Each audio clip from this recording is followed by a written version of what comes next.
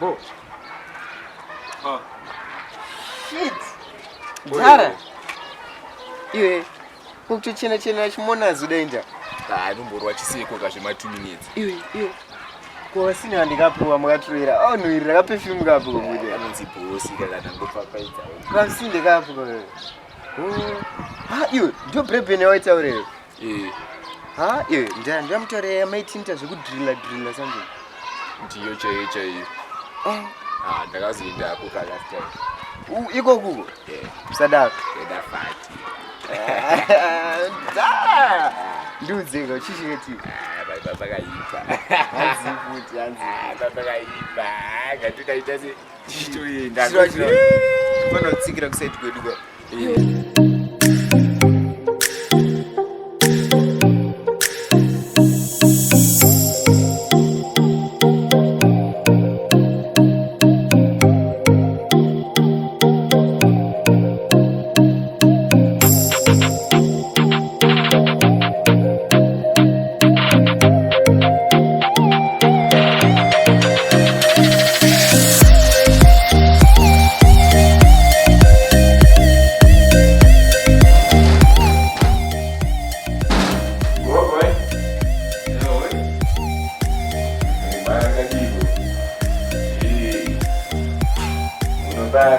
Munobare baba.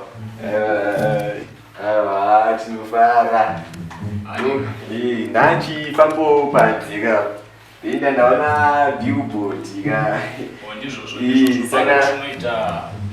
Mira izvenyu ndandaona pane mvura yange iripo saka mvura tina ndo yandiri kuda zvangu yange iri pabillboard.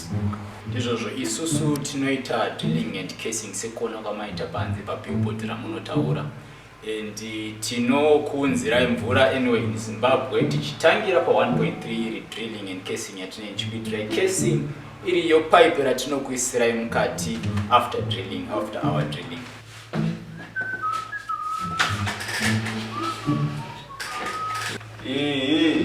Ndazvinzwa. Asi ndati ndikuda mvura iri pabillboard randaona. Blue. Ndizvozvo baba, isusu tinokupai mvura through our bore drilling service. Tinokudzwanana ipapo. Inini ndikuda mvura iri pabillboard randaona. Ndizvozvo isusu chatinenge tichiitira patinenge tichidrilirai mabore. Isusu tinokuproviderai bore pamba penyu kuti mvura ikuzova iripo. Ayewa, handisi kuda izvozvo.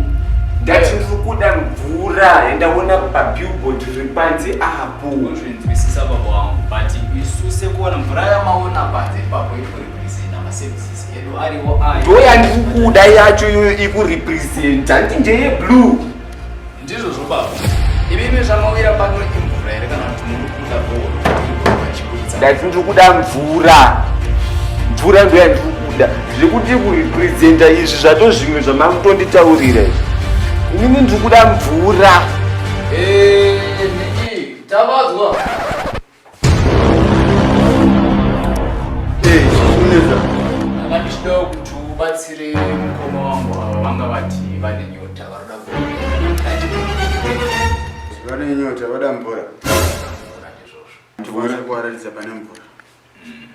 Ndo vakundiratidza. Ndo vachange vachikuperekedzai kwacho kwamuri kuda mvura. Ko madi kundiperekedza zvenyu mimi. Ivava vachakuperekedza. Mimi ndiperekedza.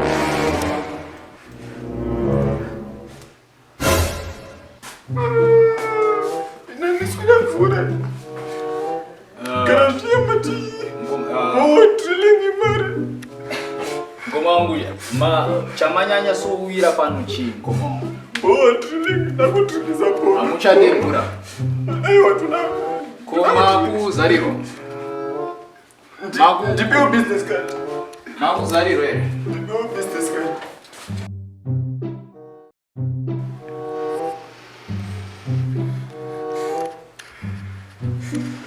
Tangatati pamwe muri kuda kumwa mvura sekutaura kwamamaita. Makuchida chigorani nayo.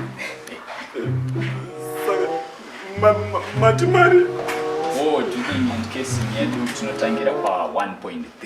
1.3. Makuchemeko Saka chichanetsa mukuru rore.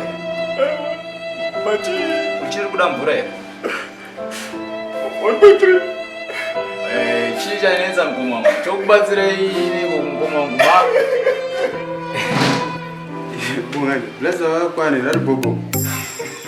Ndomawira wangu iye zvamwe wangu uye bva ndudaka mvura ndakafunga kuti chi vamwe vari kuinkwa yakachigorani vaipai naizo vakutanga kuchema wazovafumbidzirawo sei yoti timamusi kutokuvundudzira kakuedze ndiona vanhu avo Ndozvaungatedzere. aiwa chandavatedzera vange vachifa vari kuda mvura saka nava ndafunga kuti mvura yavari kuda vari kuda chiri chigorani chekuti tivaisire pamba kuti mvura irambe chifuda manje vakuda kuti gorani chichivakuda kutanga